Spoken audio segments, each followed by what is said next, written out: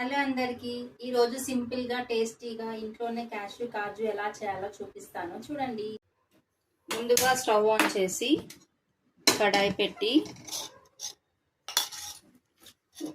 1 cup కాజుకి 1 tea spoon గీ వేసుకోవాలి. కాజు ఇలా వేసుకున్న తర్వాత బ్రౌన్ కలర్ వచ్చే వరకు ఫ్రై చేస్తూ ఉండాలి.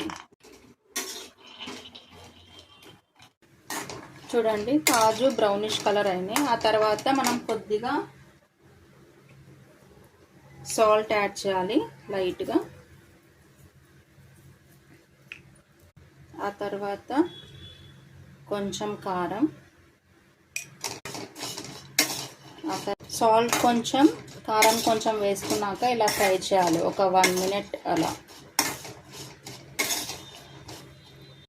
నేను పిల్లలు ఎక్కువగా ఇష్టపడే రెసిపీస్ చేస్తూ ఉంటాను. నా యూట్యూబ్ ఛానల్ చూస్తూ ఉండండి, పిల్లలకి యూస్ఫుల్ అవుతూ ఉంటుంది అన్నమాట.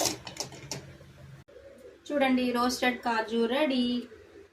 If you like my recipe please like, share and subscribe.